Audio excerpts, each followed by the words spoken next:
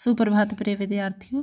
आज का हमारा कक्षा कार्य है पाठ कीमती पन्ने। बेटा, इस पाठ का जो उद्देश्य है कि किस प्रकार किसी की मदद कर सकते हैं और किस प्रकार जो बची खुची चीज़ें होती हैं उनको कैसे उपयोग में लाया जा सकता है। और इस पाठ से बच्चों यह भी शिक्षा मिलेगी बच्चों को कि कागज़ ना फाड़ा जाए, कि आप जैसे आप अपनी कापियों से पेज फाड़ के पन्नों को फाड़ के इधर उधर फेंक देते हो, वो ना फाड़ने का प्रण लोगे आप इस पाठ को पढ़ने के पश्चात। पाठ कीमती पन्ने। एक लड़का था, उसका नाम अनुराग था। अनुराग अपने माता पिता और दादाजी के साथ रहता था। अनुराग का मन पढ़ाई में कम और खेल कूद में ज़्यादा लगता था। हर समय उछलने कूदने और शैतानी करने में उसे बड़ा मजा आता था। कापी के पन्ने फाड़ना तो उसकी आदत थी।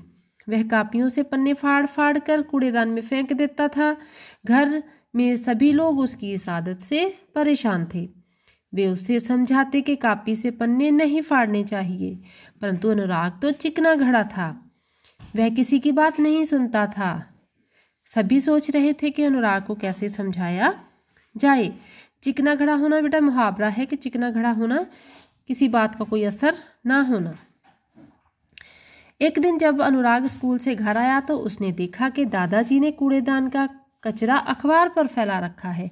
वे उस कचरे में से कुछ सामान बीन बीन कर अलग कर रहे हैं, बीन बीन कर चुन चुन कर।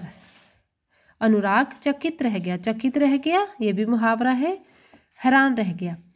उसके मन में कई सवाल आए। उसने दादाजी से पूछना चाहा, परंतु ठिठक जाना कि संकोच करके वो रुक गया और कौतूहलवश अलमारी के पीछे छिपकर देखने लगा।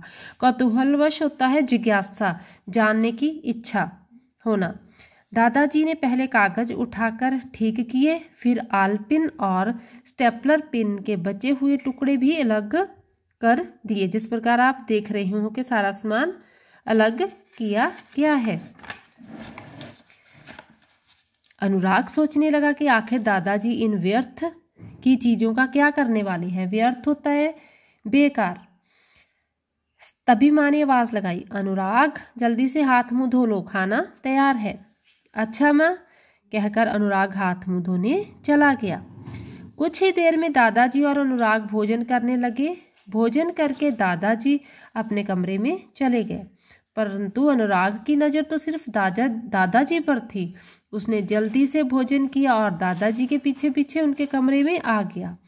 वहाँ दादाजी पुरानी कापियों के फटे पुराने पन्नों को कैंची से काटकर सही आकार दे रहे थे।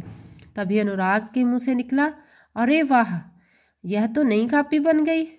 दादाजी अनुराग की आवाज़ सुनकर मुस्कुराए, बोले, हाँ अनुराग बेटा, बची खुची चीज़ों का भी उपयोग में लाया जा सकता है। सच दादाजी, कहकर अनुराग विस्मय से दादाजी की ओर देखने लगा। परंतु दादाजी, आप इन स्टेपलर पिन और आलपिनों से क्या करेंगे? बेटा, ये स्टेपलर पिन और आलपिन कापी बनाने के काम आएंगी। यह कहकर दादाजी ने 10-12 कापियां बनाई। अनुराग बोला, दादाजी आप इन कापियों का क्या करेंगे? दादाजी बोले, बेटा, हमारे देश में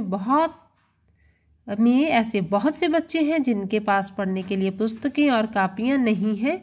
वे पढ़ना चाहते हैं, परंतु धन के अभाव मीन्स कमी, अभाव के कारण पुस्तकें और कापियां नहीं खरीद पाते। अनुराग, तुम रोज कापियों से पन्ने फाड़कर कूड़ेदान में डाल देते हो। देखो, उन्हीं पन्नों से मैंने ये कापियां बना ली हैं। फिर दादाजी अनुराग को लेकर गरीब बस्ती में गए। वहाँ बच्चे दादाजी की प्रतीक्षा कर रहे थे। इंतज़ार। दादाजी के पहुँचते ही सभी बच्चों ने दादाजी आ गए कहकर हाथ ऊपर कर दिए। दादाजी ने भी बच्चों को थैले में से निकालकर कापियाँ दी। कापियाँ लेकर बच्चों की खुशी का ठिकाना ना रहा। अनुराग अब अपनी गलती समझ चुका था। वह बोला, दादाजी मुझे माफ़ कर दीजिए, मैं आगे से ऐसी गलती नहीं करूँगा। अपनी पुरानी किताबें और कापियाँ भी संभाल कर रखूँगा, जिससे इन बच्चों के काम आ सके।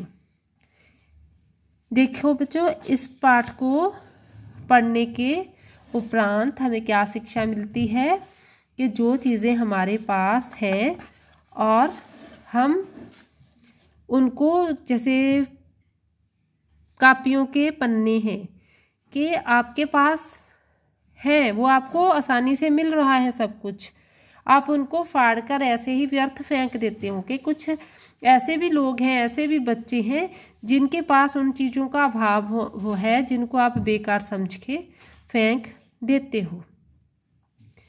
और आगे से बेटा ये प्रण कीजिए कि कभी भी बेकार में ही अपनी कापियों से पन्नों को नहीं फाड़ोगे।